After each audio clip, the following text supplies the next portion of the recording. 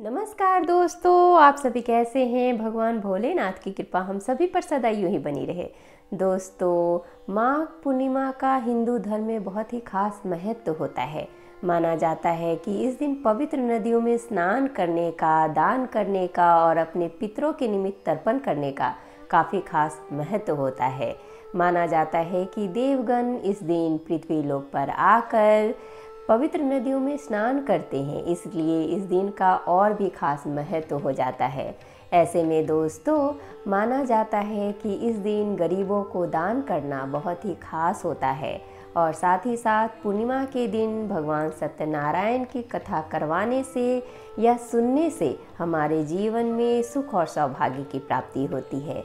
ऐसे भी दोस्तों, हर पूर्णमासी पे या फिर किसी भी शुभ कार्य से पहले हम सत्यनारायण की कथा का वाचन और श्रवण करते हैं तो हमारे जीवन में सुख और सौभाग्य की प्राप्ति होती है।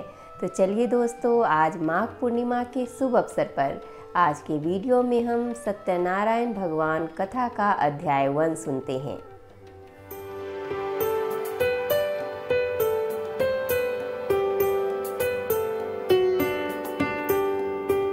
नमस्कार दोस्तों, मैं शिल्पी आप सभी का तहे दिल से स्वागत करती हूँ अपने YouTube चैनल कथा कहानी शिल्पी की जुबानी में। दोस्तों, इस चैनल के माध्यम से मैं आप सभी को हर तरह की कथा और कहानी सुनाऊंगी। अगर आपको मेरी तरह कथा और कहानी सुनना पसंद है तो प्लीज़ हमारे चैनल कथा कहानी शिल्पी की जुबानी को सब्सक्राइब कर लीजिए।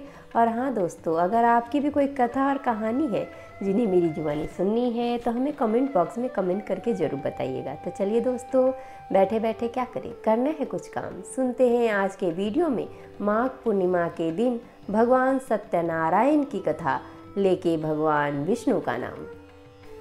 एक समय की बात है, नैमिषारण्य तीर्थ में सैनिकाधिक 88,000 ऋषियों ने श्री सुत जी से पूछा कि हे प्रभु, इस कलयुग में वेद विद्या रहित मनुष्यों को प्रभु भक्ति किस प्रकार मिल सकती है तथा उनका उद्धार कैसे होगा।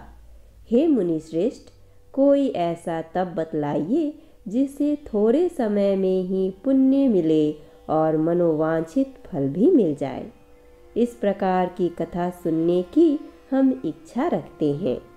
सर्वशास्त्रों के ज्ञाता सुत जी बोले, हे वैष्णवों, मैं पूज्य आप सभी ने प्राणियों के हित की बात पूछी है, इसीलिए मैं एक ऐसे श्रेष्ठ व्रत को आप लोगों को बताऊंगा जिसे नारद जी ने लक्ष्मी नारायण जी से पूछा था और लक्ष्मीपति ने मुनि श्रेष्ठ नारद जी से कहा था। आप सब इसे ध्यान से सुनिए। एक समय की बात है, योगी राज नारद जी दूसरे के हित की इच्छा के लिए अनेकों लोकों में घूमते हुए मृत्यु लोक में आ पहुँचे। यहाँ उन्होंने अनेक योनियों में जन्मे प्रायः सभी मनुष्यों को अपने कर्मों द्वारा अनेकों दुखों से पीड़ित देखा। उनका दुख देख नारद जी सोचने लगे कि कैसा यत्न किया जाए जिसके करने से निश्चित रूप से मानव के दुखों का अंत हो जाए। इसी विचार पर मनन करते हुए वह विष्णु लोक में गए।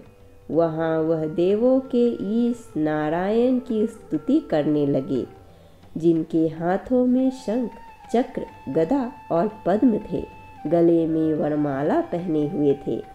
स्तुति करते हुए नारद जी बोले, हे भगवान, आप अत्यंत शक्ति से संपन्न है। मन तथा वाणी भी आपको नहीं पा सकती है। आपका आदि, मध्य तथा अंत नहीं है। निर्गुण स्वरूप सृष्टि के कारण भक्तों के दुख को दूर करने वाले हैं। आपको मेरा नमस्कार है। नारद जी की स्तुति सुन विष्णु भगवान बोले, हे मुनि श्रेष्ठ, आपके मन में क्या बात है? आप किस काम के लिए पधारे हैं? उसे निसंकोच कहो। इस पर नारद मुनि बोले कि मनुष्य लोक में अनेक योनियों में जन्मे मनुष्य अपने कर्मों के द्वारा अनेकों दुख से दुखी हो रहे हैं। हे नाथ, आप मुझ पर दया रखते हैं तो बतलाइए कि वो मनुष्य थोड़े प्रयास से ही अपने दुखों से कैसे छुटकारा पा सकते हैं। श्री हरि बोले, हे नारद, मनुष्यों की भलाई के लिए तुमने बहुत अच्छी बात पूछी है। जिसके करने से मनुष्य मोह से छूट जाता है, वह बात मैं कहता हूँ, उसे सुनो। स्वर्गलोक व मृत्युलोक दोनों में एक दुर्लभ उत्तम व्रत है जो पुण्य देने वाला है। आज प्रेमवश होकर मैं उसे तुमसे कहता हूँ। श्री सत्यनारायण भगवान का यह व्रत अच्छी तरह विधान पूर्वक करके मनुष्य तुरंत ही यहाँ सुख भोग कर मरने पर मोक्ष पाता है। श्री हरि के वचन सुन नारद जी बोले कि उस व्रत का फल क्या है और उसका विधान क्या है। यह व्रत किसने किया था, इस व्रत को किस दिन करना चाहिए, सभी कुछ विस्तार से बतलाइए। नारद की बात सुनकर श्री हरि बोले, दुख व शोक को दूर करने वाला, यह सभी स्थानों पर विजय दिलाने वाला, मानव को भक्ति व श्रद्धा के साथ शाम को श्री सत्यनारायण की पूजा धर्मपरायण होकर ब्राह्मणों व बंधुओं के साथ करनी चाहिए।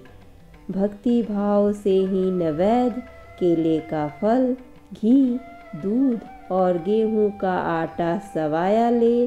गेहूं के स्थान पर साठी का आटा, शक्कर तथा गुड़ लेकर वह सभी भक्षण योग्य पदार्थों को मिलाकर भगवान को भोग लगाएं। ब्राह्मणों सहित बंधु बांधवों को भी भोजन कराएं। उसके बाद स्वयं भोजन करें। भजन कीर्तन के साथ भगवान की भक्ति में लीन हो जाए।